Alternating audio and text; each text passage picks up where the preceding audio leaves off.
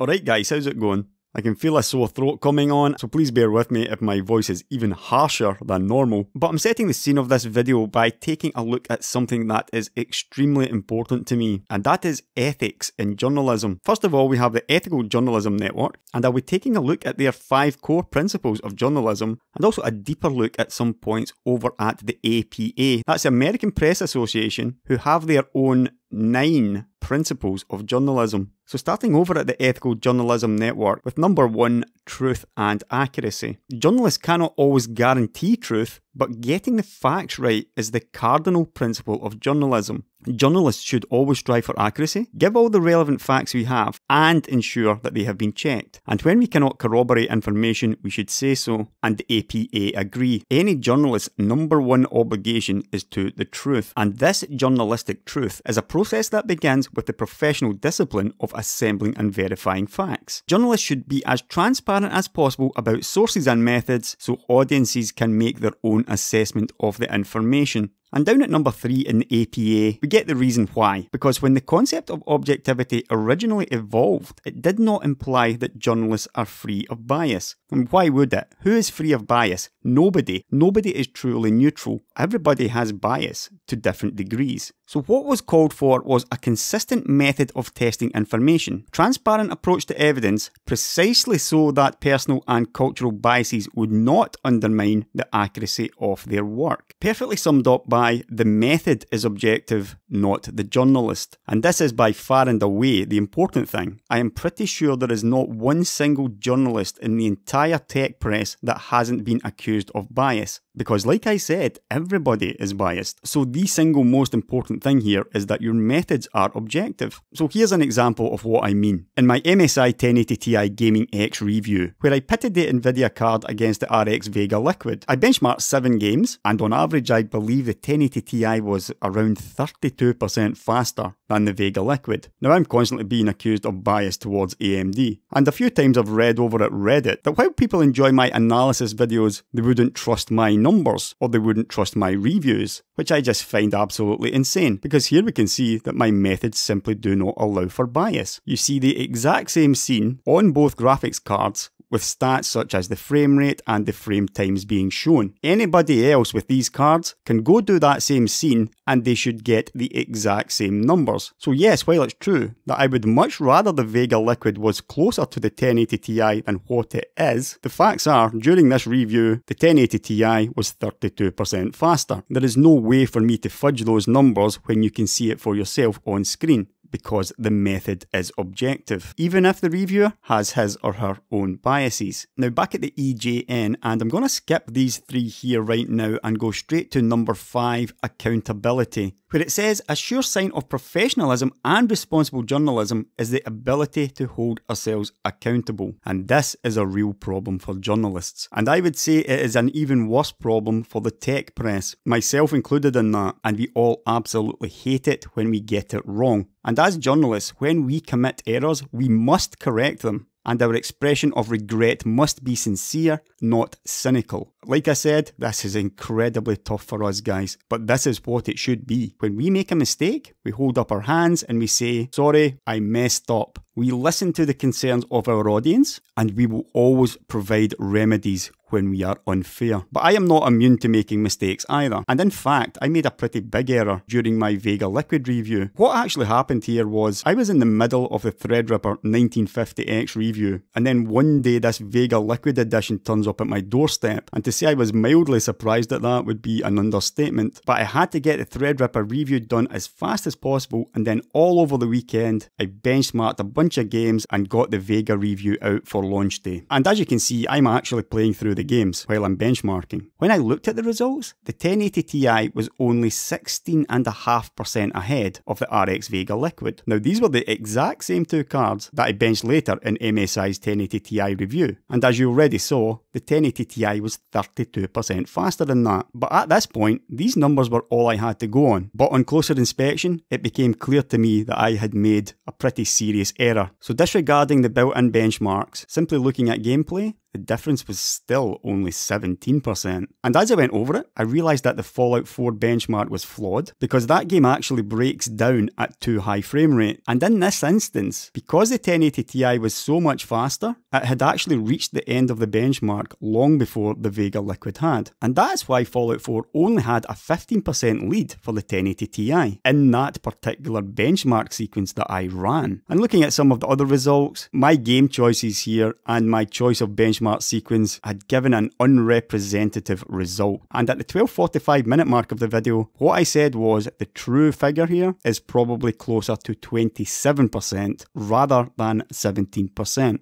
I had made an error, and I could just have gone ahead with that. What this came down to in the end was this: accountability. We need to hold ourselves accountable. When we commit errors, we must correct them, and we will always provide remedies when we are unfair. Because to me, this is really simple. The only thing worse than me being wrong is me being wrong and then giving you a false impression. And the only thing worse than that would be when I knew I was wrong and yet continued to give you the false impression. And that brings me nicely to the main subject of this video. The tech news review site PC Perspective. The date is March the 19th, 2015, and the article AMD FreeSync First Impressions and Technical Discussion, and the author Ryan Shrout. Now, much of this article is pretty decent, fairly technical and worth reading, but on the final page, gaming experience with FreeSync, and 2 monitors, one from LG and one from BenQ, things start to go seriously wrong. Now, G-Sync was out first, we know this, and there were a handful of G-Sync monitors available before the first FreeSync monitors hit the market over a year later. And PC Perspective actually say they have many different G-Sync enabled monitors at their offices. But getting back to page 3,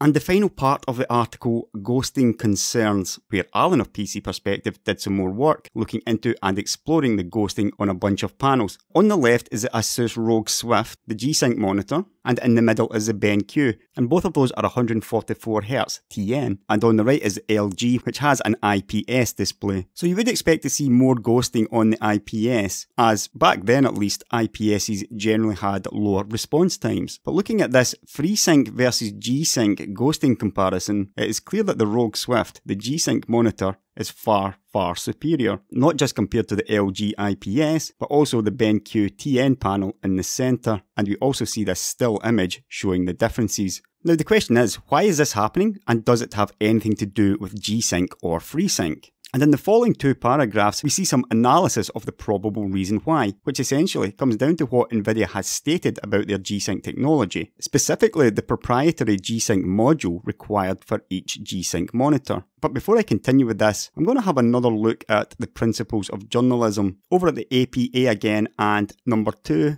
journalism's first loyalty is to citizens, where it says, while news organisations answer to many constituencies, including advertisers and shareholders, the journalists in those organisations must maintain allegiance to citizens and the larger public interest above any other. And this commitment to citizens first is the basis of a news organisation's credibility. The implied covenant that tells the audience the coverage is not slanted for friends or advertisers. And also down at number 4, journalists must maintain an independence from those they cover. While editorialists and commentators are not neutral, the source of their credibility is still their accuracy, intellectual fairness and ability to inform, not their devotion to a certain group or outcome. And the reason I'm talking about this is, you may think, well, this is covering money and sponsorship. And in the main, yes, that is true, but it's more than just that. And one thing that happens a lot in the tech press is, due to the difficult nature of technology, many of us are reliant on the information we are provided by these companies. Companies like AMD, Nvidia, Intel. When it comes to the technical details, we rely on these companies telling us what it's all about. But we also have a duty to understand that when these technical marketing guys are talking to us and telling us this, they are also marketing guys. They are out to make the best case for their product, and we should never take everything they say as gospel. So essentially, PC Perspective have come to the conclusion, based almost certainly on information they have been fed by Nvidia, and very likely to be one of Nvidia's main technical marketers, Tom Peterson, who has appeared many times on PC Perspective videos. This information has almost certainly come from him.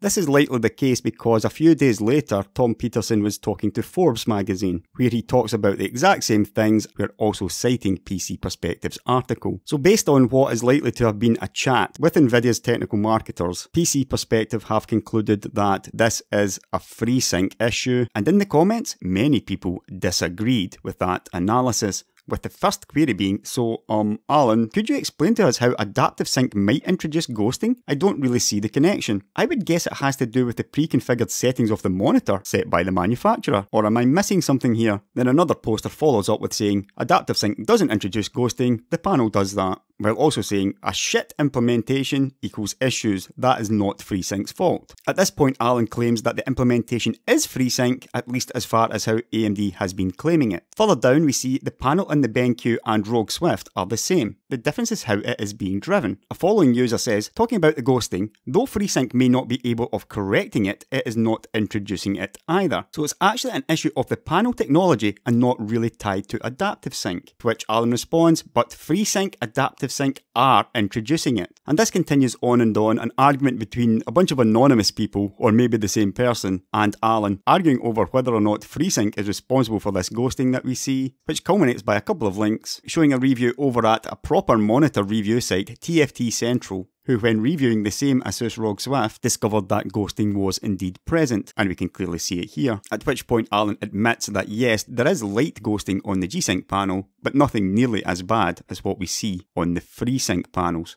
And in actual fact, the final post in this very long thread between Alan and a bunch of anonymous posters confirmed that the panel on the Asus ROG and the BenQ were not the same. This was 10 days previous to PC Perspective's article going live, and we can see that the panels were not indeed the same. 5 core principles of journalism starts at number 1, truth and accuracy, and getting the facts right is the cardinal principle of journalism. Now, this is one of the longest threads I have seen on PC Perspective, and there were a lot of irate people saying the same thing, that this was not a FreeSync issue, it was an issue with the panel. And time and again, they refused to accept that. And in fact, it runs into 2 very long pages. And I found this comment in particular very interesting. Thank you for covering this in such depth. This site is my new replacement for AnandTech. Now, I talk about AnandTech a lot, obviously, and I hold them in the highest regard. They're certainly not perfect by far, but nobody is. And of course, AnandTech were also reviewing FreeSync. Jared Walton, in fact, on the same day. Now, Jared Walton is certainly no AMD fanboy, but he correctly reports that other sites are reporting ghosting on FreeSync displays, but that's not inherent to the FreeSync technology. Rather, it's a display-specific problem, just as the amount of ghosting on normal LCDs is display-specific. And Jared says that using higher quality panels and hardware designed to reduce and eliminate ghosting is the solution. And in fact, in this specific case of the BenQ and other monitors, what we discovered was it was a firmware issue.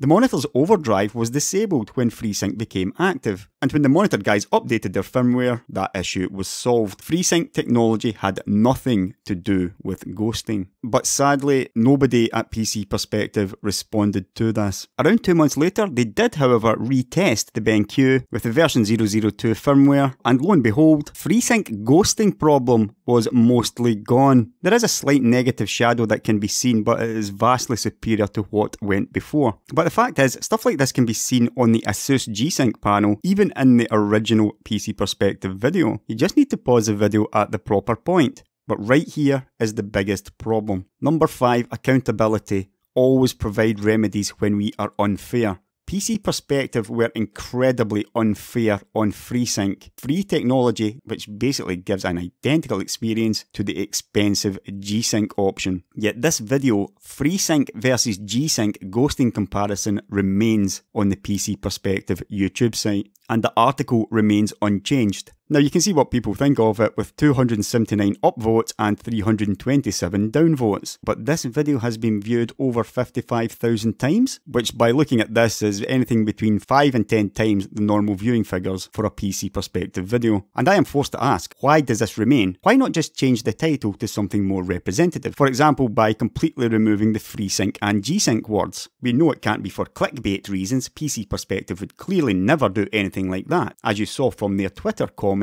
which snidely called me out for clickbaiting with my Con Lake video. As a tech YouTuber and a journalist, if I had something as deeply flawed as this video on my YouTube channel, I would be utterly embarrassed about it. So why does it remain there, unchanged and giving out a false impression of each technology? There could be multiple reasons for that, but I will let you consider the options. And considering all the options is exactly what I need to do as an analyst. And I had considered that maybe they're just having a bad day, but on closer inspection, it appears that PC Perspective have quite a few bad days, at least when it comes to the 5 core principles of journalism. But during the research of this video, I came across this forum post on AnandTech, the author Alan Malventano. Now this was just after the Ryzen release. And as you probably know, PC Perspective cracked out a latency testing tool showing us how latency works on Ryzen core-to-core and also between CCXs. And there was quite a big thing made about this. This tool that Alan used here was actually handed out to many in the tech press, but as far as I'm aware, only PC Perspective decided to run with it. And this led to a forum poster over at AnandTech saying that he always seems to pop up at AMD launches with special tools in hand to do some special testing. And so Alan's responded to this saying, yes, we did some extra power testing on the RX 480 power draw issues, but AMD did acknowledge that and they mostly fixed the issue. And as we just saw, we saw the G-Sync FreeSync thing, but Alan used an oscilloscope and also the iPhone 6's slow motion camera. But he also claimed here that this FreeSync article also likely pushed AMD to implement low frame rate compensation, which may well be true. And Alan claims that he's simply an electronics geek, and he tries to use his skill set to help the community by pushing manufacturers to improve their products. Which is fair enough. Problem, it seems, is it is always in one direction. PC Perspective once again led the charge on the power consumption concerns on the Radeon RX 480. As just discussed, they were the only press who ran with the Ryzen latency monitor, and you already saw what happened with FreeSync. However, many other larger issues went untouched. For example, Nvidia's DPC latency issue, which is an ongoing issue. The one and only PC Perspective article on this was about Nvidia hotfixing it, and if you watched my Nvidia's Pascal DPC latency video, where I discovered that I had a curious issue with it and an easy fix, in that video I made it clear that no, the issue was not fixed for very many people, but I read every comment that comes into the channel. And if I go to news first, here's a person here who has had this problem for a year now, and this was only a week ago. 2 weeks ago somebody else got it on a 1060, about a month before it died it had horrible latency sound cracks. 2 months ago I actually have this problem right now. Again, I know this is an old video, but I've literally just developed this issue. There are many, probably running into the thousands or even tens of thousands of people suffering from this issue, and yet it was never covered. PC Perspective claimed they just never heard about it, which I guess is a reason. However, considering this is an ongoing issue,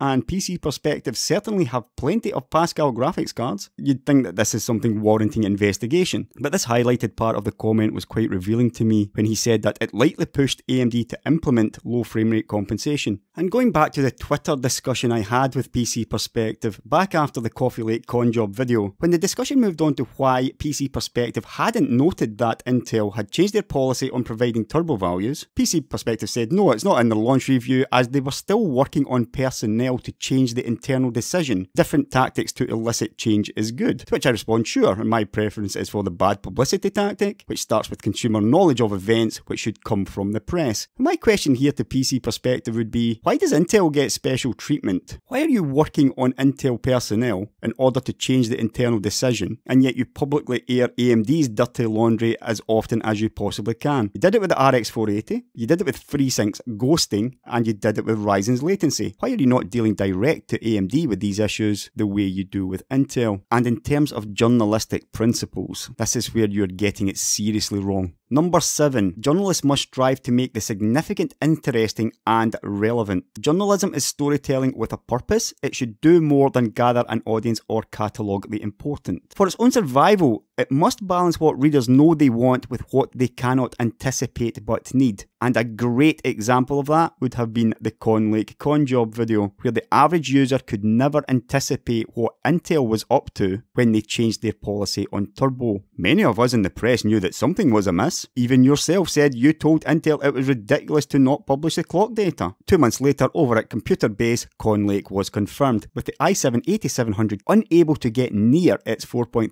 GHz boost clock, instead running around 3.6 GHz on the Medion Eraser OEM system. So no, this is not about getting clicks and views about calling Intel a cheat. This is making the significant, interesting and relevant. And on a very similar topic, journalists must keep the news comprehensive and proportional. Keeping news in proportion and not leaving important things out are also cornerstones of truthfulness. Journalism is a form of cartography. It creates a map for citizens to navigate society. Inflating events for sensation, for example, the power consumption concerns on the Radeon RX 480, number of people affected, 0, fixed 3 days later I believe, with a driver update from AMD, and yet this was repeated all over the web after PC Perspective's article. This is what's known as inflating events for sensation. I've already touched on neglecting others, for example DPC latency and Intel's Con Lake, and I think I've also covered disproportionately negative. But yes, by all means cover all this stuff. Some of the testing is actually pretty good. The problem is, it is always in one direction,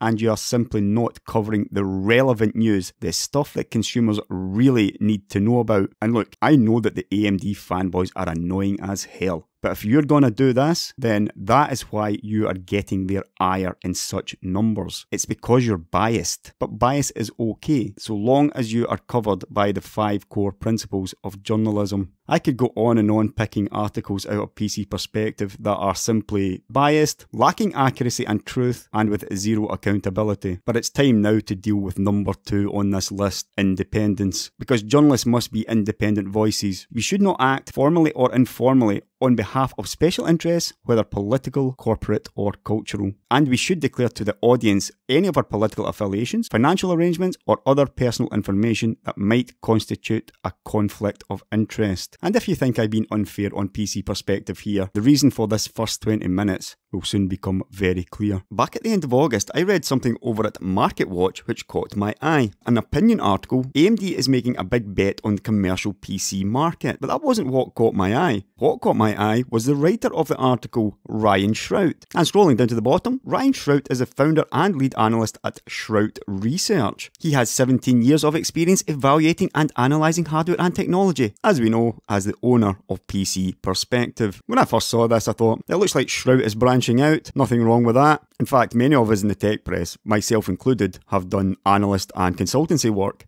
But I decided to check out Shrout Research anyway. He's got his own website, research and consultancy services for technology, and range and depth for industry leaders. So let's take a look at product research. Our strength, concrete product research, not theoretical forecasts from people that don't get hands-on, but also analysing market readiness of in-development products. So that's pretty interesting stuff, and we will see an example of this soon. But basically the services include stuff like validation, certification, virtual reviews. But clicking on the services menu and going down to communications, and we find out that they also do white papers. And as you know, white papers and technical reports from a reliable and respected third party educate and inform the knowledgeable user base with critical information to make design and purchase decisions. And Shrout Research's authors come from technical writing backgrounds and properly present our opinions for maximum impact. It all seems fairly upfront, straightforward. So what's the problem? The problem is when you click on blog, we get to this article dated October the 27th, 2017. But what's this? Download the Intel Optane storage performance and implications on testing methodology white paper here. So it seems that Shrout Research has got some business already, writing white papers for Intel no less, and their, let's call it controversial, Optane SSD. So here we have the white paper, again as we see dated October the 27th, 2017, and I instantly realised that this was written not by Ryan Shrout himself, but by Alan Malventano. Alan is of course PC Perspective's storage editor, while also doubling up as Inspector Gadget, and this had all the hallmarks of his work. It's a very technical paper, he's a very accomplished technical writer, especially on storage, and at the very bottom I find that my guess is correct. The author is Alan Malventano, technology analyst at Shrout Research, with Ryan editing it. Throughout the white paper we see various benchmarks comparing Optane to Samsung's SSDs. It's the kind of thing you would expect to see in a white paper. A paper which basically exists to put the product in the best possible light. Over at PC Perspective, date October 27th, 2017, the author Alan Malventano. Intel Optane SSD 900p, and they really did have lots of 3D crosspoint. In fact, I believe PC Perspective had access to 4 times the number of these Optane drives compared to anybody else in the press. And before I continue with this review, let me just cover one point here. Over at Alexa's web stats, I'm checking out tomshardware.com. Tom's Hardware is an absolutely massive global website. 822nd in the world based on traffic and 282nd in the United States. In terms of tech sites, they are humongous, and you'll soon see just how big they are because looking at AnandTech, with a global rank of 4,332 and 1,602nd in the United States, you may have thought AnandTech were huge. They are a very large site, but compared to a site like Tom's, they are much, much smaller. PC Perspective, on the other hand, a global rank of around 50,000 and 16,000 rank in the United States. So obviously PC Perspective is a much smaller outfit than the other two. Yet on the same day, Billy Tallis over at AnandTech, one Optane 900p 280GB to review, and I believe it was the same over at Tom's Hardware. Although as we can see here, Tom's did get the 480GB capacity drive a month and a bit later. So these two massive websites, AnandTech and Tom's Hardware, that's what they got. While PC Perspective got both drives on the 27th of October, and in actual fact there appears to be 4 drives from a leaked image. Now instantly, we should all be able to figure out what has transpired here. Shrout Research, who have been paid to write the white paper for Intel's Optane drive, are now using those same drives for the PC Perspective review on the exact same day. It gets deeper than that though, because PC Perspective are also introducing their custom test suite, a new test suite for testing solid state drives. I mean, fancy that. Paid by Intel to write a white paper on these Optane drives, at which point the author Alan Malventano decides to go the extra mile and write a custom test suite for the paper. Oh, sorry, for the review. Now, there's been a lot said about Optane. It is a very complicated topic, and like I said, very controversial. You should read some of the stuff that Charlie over at Semi-Accurate has been writing on this. And suffice it to say, without going into details, solid state drives are just not my thing. I just cannot get excited about it. But there are queries over Optane's endurance, and there are some real questions over the amount of over-provisioning on these drives. But suffice it to say that the numbers that PC Perspective came up with, first of all in their white paper, and then the same numbers in the review, may not be entirely reliable. I'm going to leave you guys to check that out for yourself, as this video is already far too long. But what matters here is this. Absolutely nowhere in this PC Perspective review is there any mention of this white paper. A white paper that Shrout Research got paid for, and then effectively repeated the information on the same day in their review. This is the definition of a conflict of interest. In this video I've shown you how Alan cracked out all those tools to test all the AMD hardware, and finding all those faults, some which exist and some which didn't really exist. Ask yourself, how can any journalist who has written a paid technical white paper for a company's product, what are the chances of them doing special tests and finding fault at the same time? And this is extremely relevant, as over at AnandTech once again Billy Tallis back in April the 24th, when Intel launched their Optane memory cache. In Billy's conclusion, he pointed out that since their Optane memory sample died after only about a day of testing,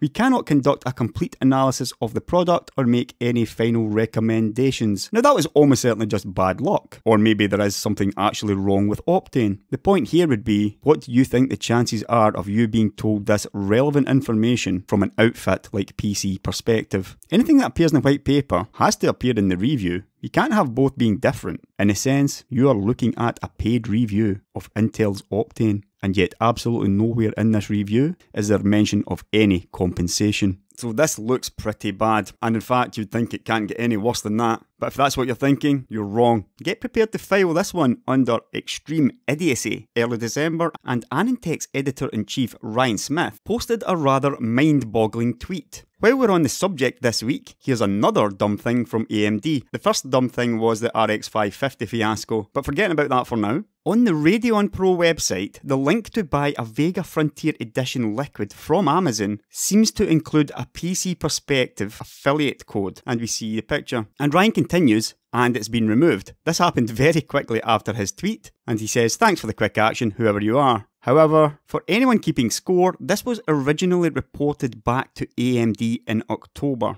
and Ryan applies Hanlon's razor, saying AMD clearly isn't being malicious. If they wanted to pay any of us under the table, there are much better ways to do it. But Ryan, like most of the press, also believed Nvidia's story about the GTX 970 3.5GB. As you know by now, I'm a little bit more cynical. So I decided to take a closer look. Over at PC Perspective, the AMD Radeon Vega Frontier Edition 16GB liquid-cooled review. And the interesting thing for me here was PC Perspective saying that they paid by themselves $1,500 MSRP. That is a lot of money to shell out for a review, and I know I said I'm cynical, but in actual fact, in this instance, I would tend to side with Ryan here. In AMD's case, or at least in the case of the Radeon Technology Group, always assume stupidity instead of malice. Here we can see the screenshot that Ryan took, and down the bottom we see the direct link to the Vega Frontier Liquid Edition, and we can see PC Perspective's code at the end. But if you compare these links, this one is actually much shorter than the one on the PC Perspective Frontier Edition Liquid Cooled review. And why is this important? Well, like I said, I'm assuming stupidity. So I'm thinking to myself, when AMD went ahead and made their Vega Frontier Edition website, maybe they just stupidly grabbed an Amazon link, the first one they came across, and that could easily have been PC Perspective's link, including the affiliate code. But that clearly is not what has happened, because the links are different. And to me, it looks like this link has been provided to AMD, and I think we can figure out where it came from. That's what it looks like to me, but I don't know for sure. Regardless of that, this is just absolutely mind-blowing stuff. You think about this. This is the Radeon Pro website,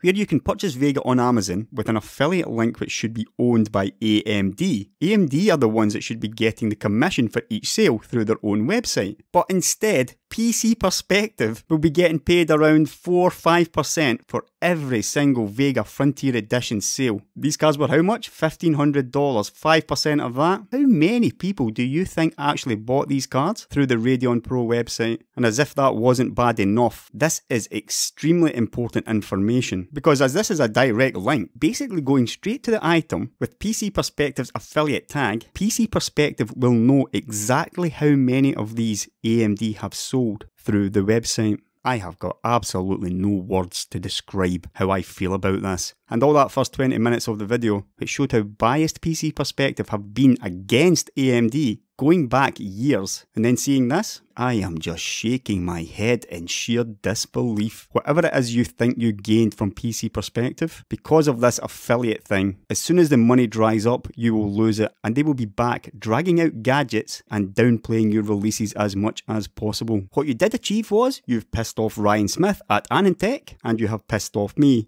And I'm pretty sure even more members of the press will be pissed off after watching this. So bringing this extremely long and involved video to an end. The summary itself could easily be 10 minutes long, but I'm going to save you from that this time. We'll start with something that's probably not obvious, but exceptionally important information. And that is that multiple parties contacted me to do this video. And if you think about who has the most to gain from a video like this, then you should probably be able to figure out who it was. The fact here is, PC Perspective and Shrout Research have put themselves into a unique position where they have their cake and eat it, and many people in the press do not like it, which is fully understandable. But more importantly, there are still those in the press who still believe in principles of journalism, and in most cases this was the #1 most important factor, or at least that's what most of them told me, although as I just said, I'm under no illusions that they don't have other problems with this whole Shrout Research PC Perspective thing. The fact is, with PC Perspective getting early access to hardware in larger numbers, while getting paid for this, and then effectively releasing it as a review, they really do have a massive advantage over some much larger tech press. As usual, they're doing nothing much to help themselves though. For example,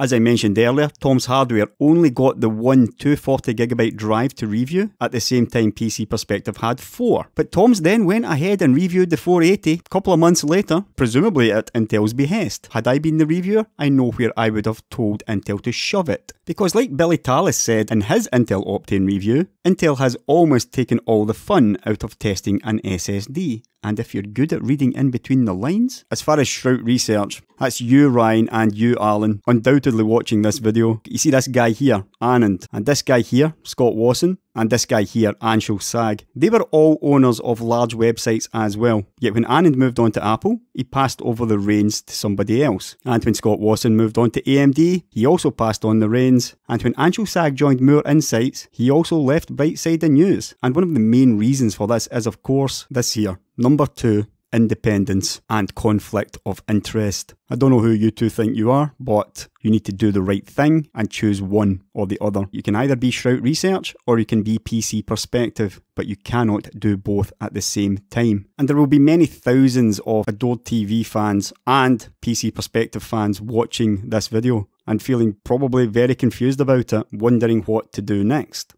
The guys at PC Perspective will know who you are, and if enough of you tell them that this has to stop and that they need to make a decision on either PC Perspective or Shrout Research, then that is something that they will have to listen to. But right, that's me done with this one. As always, there will be a massive bunch of links in the description. Don't forget to check out my Amazon links. That's my Amazon links. And you can also click the like button and subscribe if you haven't done already. I've got a feeling there may be 1 or 2 other videos of this nature, as believe it or not, in a video like this, I probably leave out more than I put in. I'll catch you later, guys.